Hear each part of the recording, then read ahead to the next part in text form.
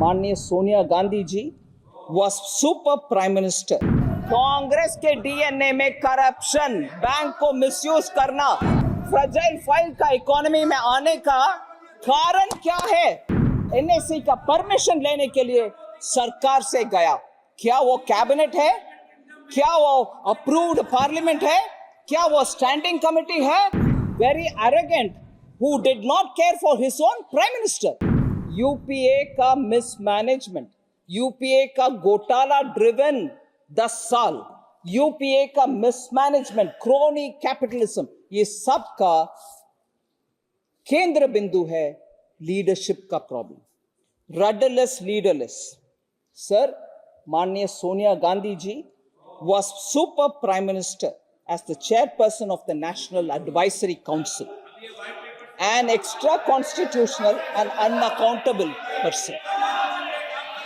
Of course, sir, सुबह मैंने SBI chairman के विषय बोले, आर.के. तलवार जी के विषय बोले, वो नहीं मेंशन, मगर कांग्रेस के डीएनए में करप्शन, बैंक को मिसयूज करना, ये संदर्भ में उसको मैंने बोला। ऐसे ही ये मिसमैनेजमेंट और फ्रजाइल फाइल का इकोनॉमी में आने का कारण क्या है? हर एक घोटाला का एक्सप्लेनेशन हम दे रहे हैं, मगर इन सब का कारण क्या है? मैं जरूर बोलना चाहूंगी, लीडरशिप अगर सही है तो ऐसे हालात होता क्या?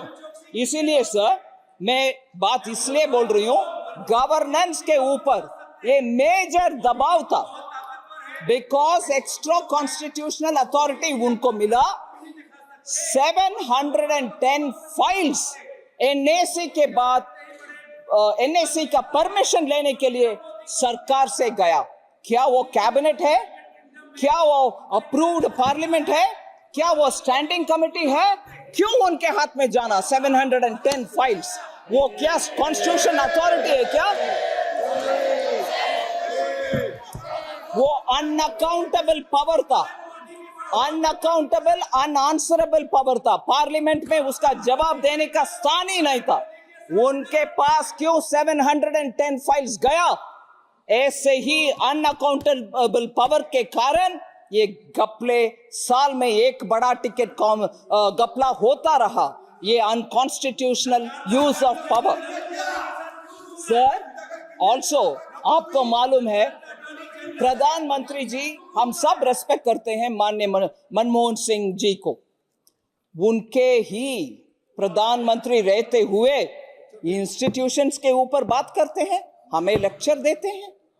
मनमोहन सिंह जी जब प्रधानमंत्री थे और विदेश के पर्यटन में थे, इधर कांग्रेस के तब के शायद जनरल सेक्रेटरी थे या प्रेसिडेंट थे। पुराना बात, 10 साल के पुराना बात भी अभी बोलने का आवश्यकता है। ऑर्डिनेंस को फाड़ कर प्रेस कॉन्फ्रेंस में फेंका, वो क्या मर्यादा नहीं है? वो अवमानना नहीं है प्राइम मिनिस्टर को? Insulting his own prime minister, देश का prime minister.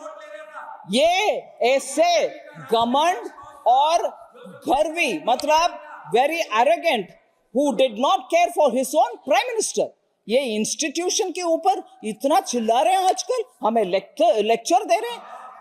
When his own prime minister को इंसल्ट करते हुए, जब वो प्राइम मिनिस्टर विदेश में थे, वो ऑर्डिनेंस को फेंक के, तब कहां गया हमारे एनके प्रेमचंद्रन जी? बेसलेस हमें बोलते हैं एनके प्रेमचंद्रन जी, तब उठ करके बोलना था, अरे हमारा प्राइम मिनिस्टर को क्यों इंसल्ट कर रही हो, ये गलत है बोलने को।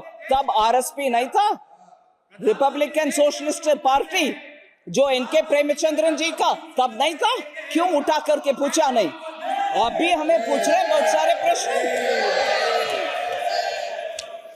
बहुत सारे ग्रेट लेजिस्लेशन हुआ, अभी उनका ऑल्टरनेटिव कुछ प्रपोजल के लिए बात कर रहे थे।